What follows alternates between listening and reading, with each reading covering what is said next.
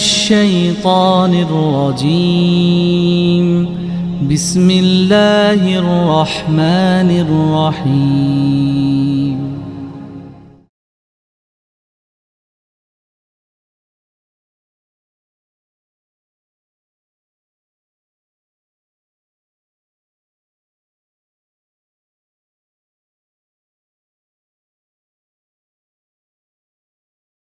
Insyaallah hamdan wa syukran lillah syada la ilaha illallah wahdahu la syarikalah syada anna Muhammadan abdu wa rasuluh amma ba'du hatur nuhun Ustaz Muhammad Irsyad.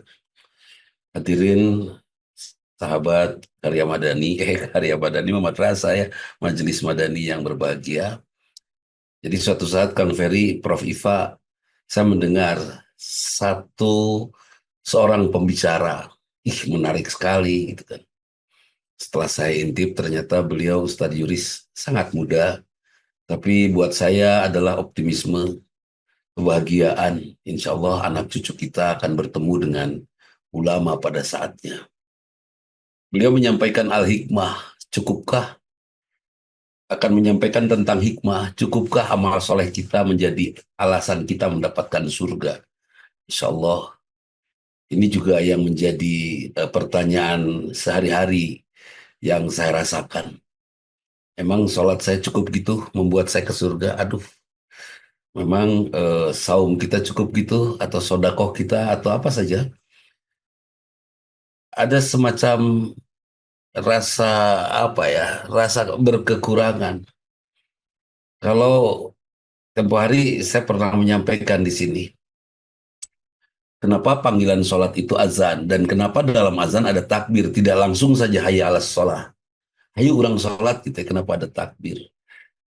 Kemudian jawaban sementara dari hikmatut tasyri ada takbir. Hikmatut tasyri itu hikmah disyariatkannya sesuatu, ya disyariatkannya sesuatu dan pemikiran logisnya. Hikmatut tasyri wal falsafah itu ada kitabnya dan dari situ kenapa ada kalimat Allahu Akbar dalam azan, tidak langsung saja kalimat hayu urang sholat gitu. Mari kita sholat. Insyaallah ternyata Kang Ferry, Pak Maman, Bu Nenden, pada saat kita mendengar azan langsung kita buat kita yang insya Allah amal soleh kita pantas mengantarkan kita ke surga. Pada saat kita mendengar azan langsung tidak ada yang lebih penting dari sholat, tidak ada yang lebih penting dari menghadap Allah yang maha besar.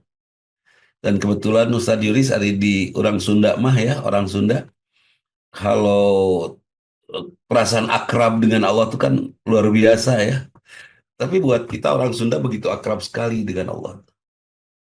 Ya Allah, teu aya geuning ya Allah, teu aya jalmina ya Allah, pas datang teh nyentak, ya Allah nyentak, semua diadukan kepada Allah. Begitu akrabnya. Tapi rupanya keakraban itu tidak memberikan warna ke dalam hati, yang memberikan cerita bahwa betapa maha besarnya Allah. Sehingga pada saat dipanggil azan, tidak ada yang lebih penting. Nah, saya masih belum itu. Saya masih belum itu. Dipanggil azan, masih ada yang lebih penting selain Allahu Akbar. Masih ada yang lebih penting selain Allahu Akbar ya. Kemarin Jumat ada acara keliling-keliling rada serius. Kebetulan Allah menciptakan saya sebagai anak mutakin, Allah yarham. Dan beliau sangat sensitif terhadap apa namanya penderitaan orang. Sampai suatu saat saya pernah, Bu Emma, meminta izin kepada beliau, Bu Dele, meminta izin untuk tidur. Saya ingin pindah tidur waktu itu yang sekarang ini sekarang ini dekat Gasibu tuh ada Hotel Pullman. Di situ dulu perkampungan, perkampungan yang rumahnya rumah kardus. Ya orang yang tunawisma di situ. Akhirnya saya minta izin mau nginep di sana. 3 bulan saya nginep di rumah kardus Ustadz Yuris. Saya merasakan betul bagaimana sengsara mereka cari air dan lain sebagainya kan. Minum sehat aja susah. Bahkan mereka serumah suami istri pun tanpa kitab suci, tanpa buku nikah. Akhirnya saya usul kepada Pak Wali Kota waktu itu, Pak Ateng Wahyudi, kalau tidak salah saya ingat, untuk diberikan buku nikah kepada mereka dan akad nikah ulang. Dan alhamdulillah akad nikah ulang satu-satu dan mereka mendapatkan buku nikah. Itu perasaan yang sensitif, tidak tidak apa ya, tidak kuat melihat penderitaan orang yang saya lihat menderita. Nah, Kemudian kita lakukanlah perbuatan baik. Pertanyaannya, akankah perbuatan baik ini diterima oleh Allah? Yang membuat saya mendapatkan izin untuk bisa mendapatkan surga. Ya Rabbana, entahlah di surga ada apa. Apakah ada harta yang berlimpah, ada kesenangan yang luar biasa, ada bidadari, pasangan-pasangan yang disucikan, saya tidak peduli dengan itu. Yang pasti saya terbebas dari neraka itu sudah cukup. Itu kan, insya Allah. Dan dari situ ada pikiran, emang perbuatan baik ini mengantarkan saya ke surga gitu kan? Atau memang menjadi rutinitas, ujungnya dicoba dihayati. Dicoba dihayati. Saya ingin ini semua sampai betul-betul lillah. Ada teman-teman yang nitip juga sama saya, tidak banyak, tapi ada, setiap Jumat itu ada yang nitip.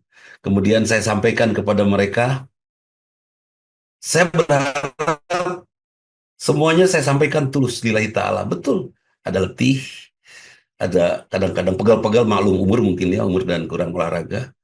Nah, itu Kang Dani. Jadi ada, ini teh ikhlas nggak sih? Gitu. Saya merasa Allah menyaksikan saya. Itu ihsan. Saya merasa ini untuk Allah ini. Kalau Kang Budi Mulyanto saya beri, terserah mau cukup mau enggak Kang Budi. Yang jelas saya kasih. Titipan ini dari Allah. Yang luar biasa, ucapan Ustadz Yuris ini, saya kutip ya Ustadz ya. Punten. Anfiku mimma rozaknakum. Nafkahkanlah sesuatu yang sudah aku rizkikan padamu. Ya Allah, pemberian Allah. Jadi Allah memberi kepada saya diperintahkan untuk berinfak, kemudian saya berinfak. Setelah saya berinfak, saya bahagia. Mungkin kalau boleh malaikat mentertawakannya, kan uangnya juga dari saya. Kenapa kamu yang bahagia kan itu ya? Bu Emma, sebut saja Bu Emma nih anak kecil ya. Bu Emma tuh umur 5 tahun lah. Kata bapaknya, Neng, kasih itu pengemis itu kasih.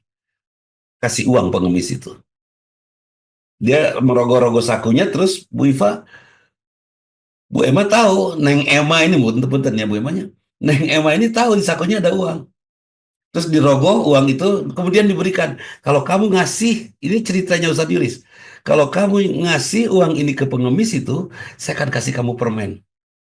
Rupanya setelah Neng Emma ini mengambil uangnya dan memberikan kepada pengemis, gembira dia.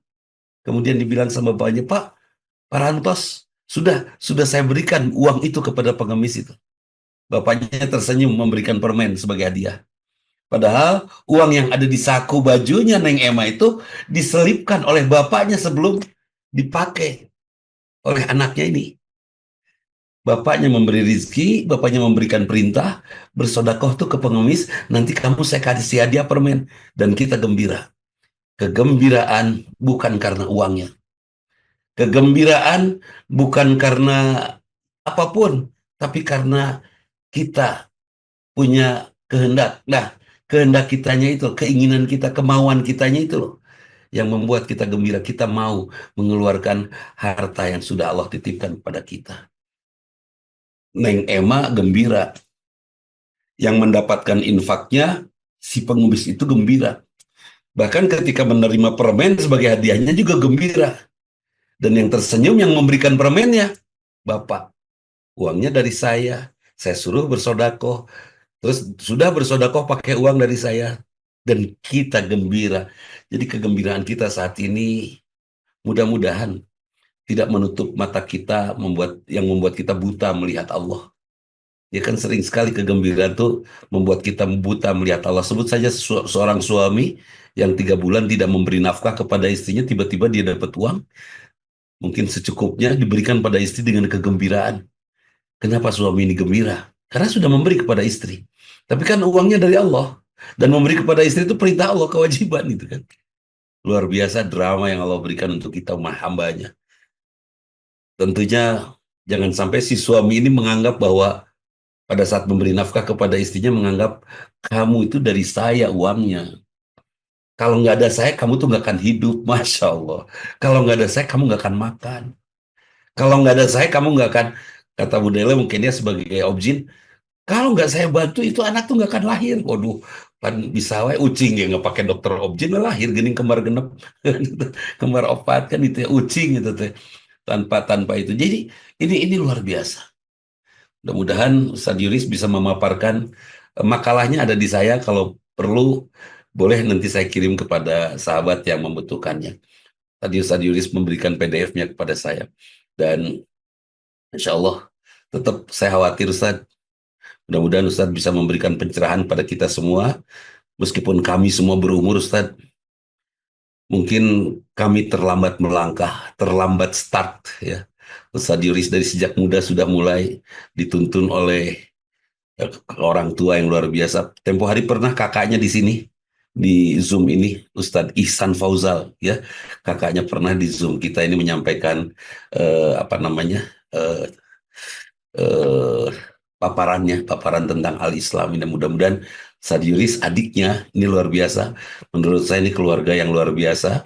Dan saya bertemu dengan Ustadz Ihsan, Ustadz Yuris ini seperti menemukan harta karun. Mundina drama Cina, drama kungfu, itu harta karun ini.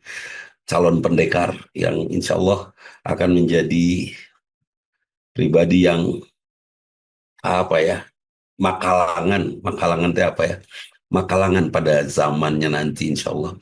Dan mudah-mudahan Ustadz Yuris bisa menyampaikan dan menasihati kami semua yang terlambat melangkah Ustadz. Kami melangkah baru di usia-usia belakangan ini.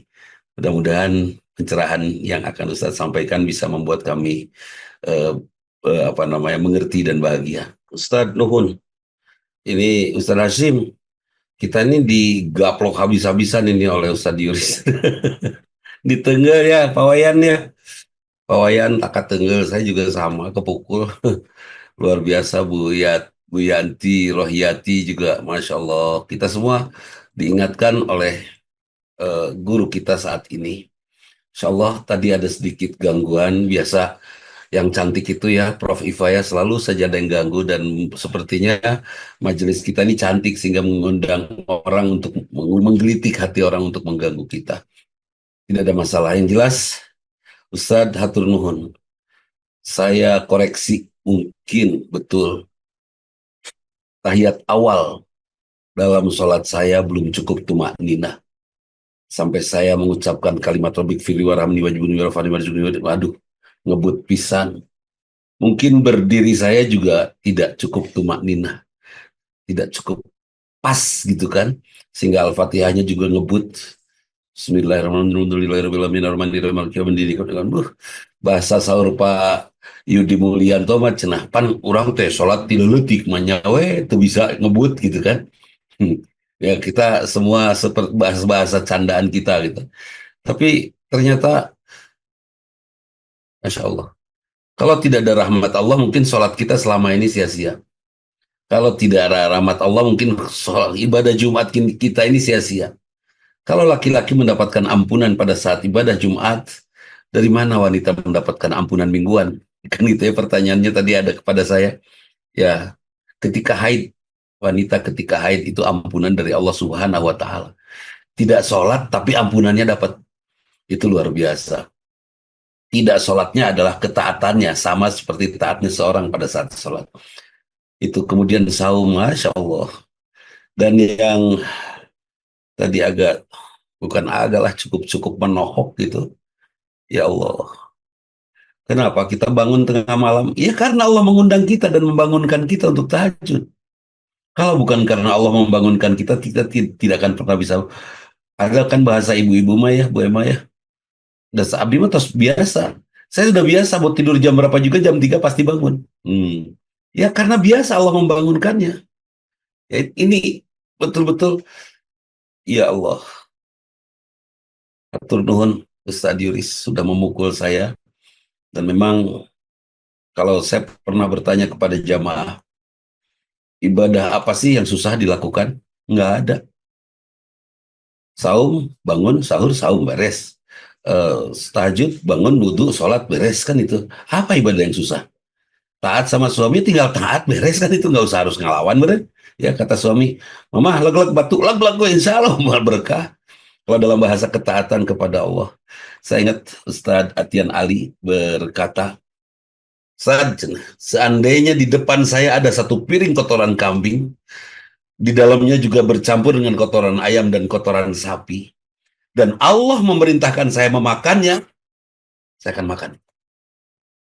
Masya Allah, mudah sekali untuk taat itu. Tinggal makan, gitu ya. Itu bahasa ekstrimnya. Kemudian dosa apa yang tidak bisa kita tinggalkan? Ya udah, tinggal tinggalkan dosa gibah, tinggal jeb, jangan ngobrol kan itu. Dosa bohong ya udah, jangan banyak cerita, sebenarnya itu beres. Jadi nggak ada dosa yang susah untuk ditinggalkan, nggak ada ibadah yang mudah untuk yang susah untuk dilakukan, dan tidak ada alasan kita untuk marah kepada siapapun. Masya Allah, ketika kita berusaha melakukan kebaikan, maka itu artinya kita sedang mengundang hadirnya undangan-undangan Allah yang lainnya. Ya misalnya, eh, tapi dan semua juga kebaikan karena Allah ya Ustaz Yuris ya. Saya misalnya bersodako itu karena Allah menggerakkannya. Ya. Yang paling repot Pak Joko, Pak Syamsuddin, Kang Andi Ugeng, yang paling Bu Eti Rosita, yang paling saya khawatir ketika saya tidak mau bersodako, enggak kan itu ya, enggak gitu kan. Ketika saya mengatakan enggak dalam bersodako, saya khawatir saat itu saya sedang ditinggalkan oleh Allah. Allah tidak mengundang saya, tidak mengutik saya untuk beribadah, untuk berbuat baik. Nauzubillahi min dzalik. Kan itu ya. Seperti ini. Zoom hari ini sudah kita tahu dari seminggu yang lalu bahwa hari ini sudah akan ada Zoom kan itu. Bahkan ada yang berangkat umroh kemarin pas Jumat sampai di Bandung, beliau nanya sama saya, gimana Koh Dondi, katakan itu. Saya cerita aja rekamannya, saya kirim yang rekaman yang ada di YouTube saya kirim kepada beliau. Beliau memikirkan majelis ini. Saya bertanya, kenapa beliau memikirkan majelis ini? Dan ingin hadir sekarang hadir alhamdulillah. Dan kenapa beliau hadir di sini? Itu ada niat baik. Dan kenapa ada niat baik? Ya itu tadi bahasanya. Karena Allah yang mengungkitnya. Allah yang menghadirkannya. Kenapa Allah menghadirkan niat baik itu? Kenapa Allah mengundang Kang Pupun untuk tahajud? Karena Allah menunggu kita di surga. Ya kan ya Pak Syam ya? Karena Allah menunggu kita di surga. Kalau Allah nggak nunggu kita di surga, mungkin Allah tidak akan membangunkan pendeta tengah malam untuk tahajud. Ya kan? Allah tidak akan mengundang seseorang untuk melaksanakan sholat duhur. Bahkan azan zuhur pun bagi orang yang tidak diundang oleh Allah, itu tidak berpengaruh. Kan itu ya. Insya Allah. Hatur nuhun Ustaz Yuris sudah bersamai kami semua, mengingatkan kepada kami semua ya Pak Joko, mengingatkan kami semua. Mudah-mudahan kami bisa memperbaiki dan mungkin semakin baik ya ke depannya. Ya Prof Azalia, kita berkesempatan ya Prof ya ketemu dengan Ustadz Yuris yang mengingatkan kita untuk apa namanya ya, untuk memperbaiki diri meskipun waktu kita mungkin tinggal seminggu lagi. Mungkin waktu kita tinggal 3 hari lagi, mungkin tinggal 2 hari lagi. Kita punya apa namanya, punya kesempatan mengingat kebaikan, mengingat untuk memperbaiki kebaikan kita, insya Allah sampai pada saatnya kita mendapatkan rahmat kasih sayang Allah karena kita ada upaya untuk memperbaikinya. Ramadan sebentar lagi, jangan sampai Ramadan kita hanya sekedar lapar saja, ya, tapi betul-betul Ramadan yang kita anugerahkan, kita lakukan untuk Allah Subhanahu wa Ta'ala. Itu. Sahabat jamaah Majelis Madani yang berbahagia, terima kasih saya aturkan atas kontribusi sahabat terhadap semua kegiatan. Kan Bu Emma ada yang nanya sama saya, bisa segala rupa teuing sih Ustaz Dudi gitu kan. Saya bilang bukan segala rupa teuing, karena saya takut besok lusa pulang. Gitu loh, nggak sempat lagi karena saya takut minggu depan pulang, saya nggak sempat lagi gitu kan. Mumpung bisa itu, mumpung bisa, kalau sudah nggak bisa mah rudet atau mau gimana lagi. Bahkan ketika saya dimakamkan mungkin saya akan meminta kepada Allah, laula akhortani, apa, minta hidup lagi saya kepada Allah sebentar saja lah sodaku. Saya ingin bersodako tuh membesarkan, membenarkan Allah, itu bersodako, kemudian membenarkan kemahakayaan Allah. Kalau kita yakin Allah Maha Kaya, mungkin kita tidak akan khawatir dengan sodako-sodako kita. Kemudian sodako juga membenarkan ajaran Allah sehingga kita taat kepada Allah, termasuk apa namanya, Ya, segala sesuatu yang menggunakan tenaga dan finansial yang kita punya. Itu saja. Jadi terima kasih sekali lagi, jazakallah dan katsira. Mudah-mudahan pahalanya mengalir terus mengalir sampai akhir zaman nanti, dan kebaikan Bapak Ibu semua menjadi kebaikan yang kalau kita tidak merasakan kebaikan itu berbalas hari ini, mudah-mudahan Allah jaga anak cucu kita baik bersama Allah pada saatnya nanti. Itu saja, Ustadz Ersyad Mutakin. Hapunten bila ada sesuatu yang tidak berkenan. Mangga, Ustadz.